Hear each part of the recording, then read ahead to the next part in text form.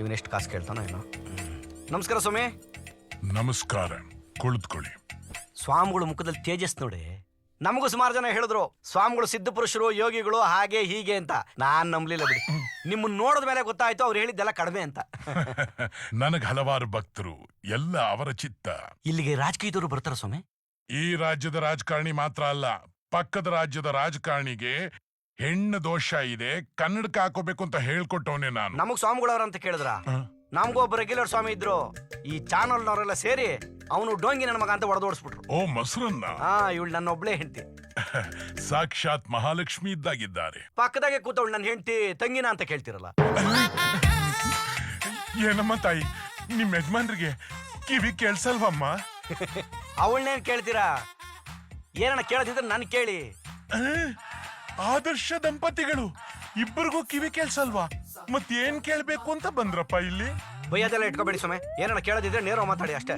ಹೋಗ್ಲಿ, ನೀವು ಬಂದ ವಿಷಯ ಏನು ಅಂತ ಹೇಳಿ. ತಗೊಳ್ಳಿ, ನನ್ನ ಮಗನಿಗೊಂದು ಹೆಣ್ಣು ನೋಡಿದೀನಿ. ಹುಡುಗ ಹುಡುಗಿ ಜಾತಕ ಹೆಂಗಿದೆ ಅಂತ ನೋಡಿ ಹೇಳ್ಬಿಡಿ. ಸದ್ಯ ಈಗ ವಿಷಯಕ್ಕೆ ಬಂದ್ರು.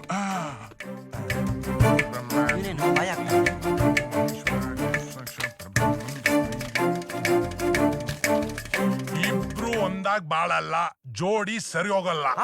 ಜೋಡಿ ಸೂಪರಾ? ಅಯ್ಯೋ ಮನ್ಕಾಯಗ, ಇಬ್ರು ಒಂದಾಗ ಬಾಳಲ್ಲ ಕಣೋ. ಮದ್ವೆ ಆದ್ರೆ ಬೇರೆ ಬೇರೆ ಆಗ್ಬಿಡ್ತಾರೆ, ಬೇರೆ ಬೇರೆ. ಸೋಡಾ ವಿಸ್ಕಿ ಬೆರ್ತಂಗ್ ಬರ್ದ್ಬಿಟ್ಟವ್ರ. ಅವ್ರಿಬ್ರು ಯಾರು ಬೇರೆ ಮಾಡಕ್ ಆಗೋದೇ ಇಲ್ವಾ?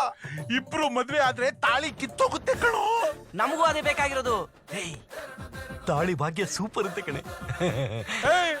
ಇನ್ನೊಂದ್ ಮಾತಾಡ್ದೆ ನಿನ್ ಹೆಸರು ಬರ್ದಿಟ್ಬಿಟ್ಟು ಆತ್ಮಹತ್ಯೆ ಮಾಡ್ಕೊಂಡ್ಬಿಡ್ತೀನಿ ಅಷ್ಟೇ. ನನ್ಗೋಸ್ಕರ ನೀ ಪ್ರಪಂಚದಲ್ಲಿ ಉಟ್ಬಿಟ್ಟವ್. ನಿನ್ ಜಾತಕ ತಗೊಂಡೋಗಪ್ಪ. ಅಯ್ಯೋ ತಗೊಂಡೋಗ. ನಮ್ಮನ್ನ ಇಷ್ಟೊತ್ತು ಹರಿಸಿದಕ್ಕೆ ಧನ್ಯವಾದಗಳು ಸ್ವಾಮಿ. ಒಂದ್ ನಿಮಿಷ ಇರಿ, ತೊಳೆ ದಕ್ಷಿಣೆ. ಬೇಡಪ್ಪ, ಒಳ್ಳೆ ಜಾತಕಕ್ಕೆ ಕಾಸು ತಗೊಳ್ವಾ? ಇದು ಮಾತ್ರ ಚೆನ್ನಾಗಿ ಅರ್ಥ ಆಗ್ಬಿಡ್ತೆ ಹಂಗೆ. ಹೋಗಪ್ಪ ಹೋಗಪ್ಪ. ಸ್ವಾಮಿಗಳು ಕಾಸು ಬೇಡ. ಇವಳು ಕೇಳಿಸಲ್ಲ. ಬಾರಿ ಅಮ್ಮಿ. ಇವನ್ ಮಾತ್ರ ಶ್ರವಣ ಮಹರ್ಷಿ. ಬರ್ತೀವಿ ಸ್ವಾಮಿ.